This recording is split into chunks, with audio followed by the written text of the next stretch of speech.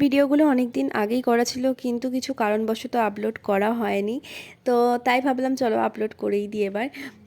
আমাদের যে দুর্গাপুজোর সময় মানে দশমীর দিন ঘুরতে যাওয়ার কথা ছিল, সেটা কিছু কারণবশত হয়ে ওঠেনি, তাই মনটা একটু খারাপ ছিল। কিন্তু দুর্গাপুজোর পরও তো আরও অনেক অকেশন থাকে, ভাবলাম মন খারাপ করে লাভ নেই, সেগুলোতে চুটিয়ে আনন্দ করব।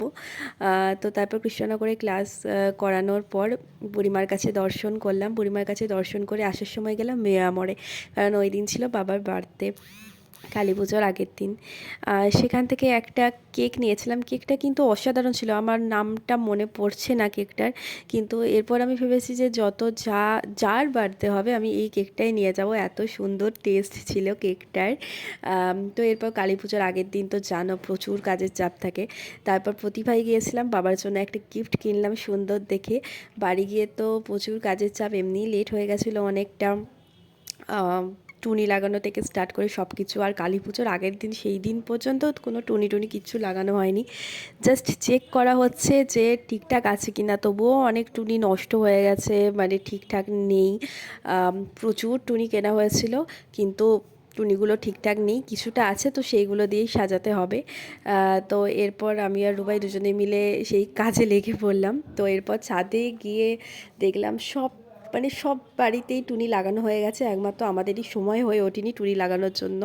তো তারপর দুজনে মিলে সেই কাজটা সম্পন্ন করার জন্য খুব খেটে খুঁটে সম্পন্ন করতে গেলাম। তো অনেক কষ্ট করার পর সেইটা হলো, কিন্তু রাত হয়ে যাওয়ার জন্য তখনও পয়েন্টগুলো ঠিকঠাক করা হয়নি, জাস্ট টুনিগুলো ঝুলিয়ে দিয়েই চলে আসা হয়েছিল।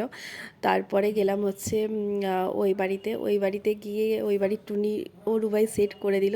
না, ওই দিন টুনি সেট করতে পারিনি, ভেবেছিল টুনিটা সেট করবে কিন্তু হয়নি। তারপর ও বাড়িতে দিয়ে কেকটা দিয়েই চলে আসলাম।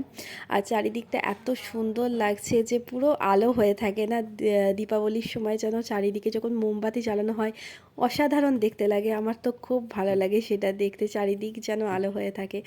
তো এরপর ও বাড়িতে গিয়ে কিছুক্ষণ থেকে ওখানে একটু আনন্দ করে তারপর আবার বাড়ি ফিরে আসলাম। তো কালী পুজোর আগের দিনটা এইভাবেই কাটালাম। তো কালী পুজোর দিন কি আনন্দ করলাম সেটা নেক্সট ভিডিওতে আমি নিয়ে আসবো। তো এখনকার মতো টাটা, সবাই ভালো থেকো, ব্লগটা আমি এখানেই এন্ড করলাম।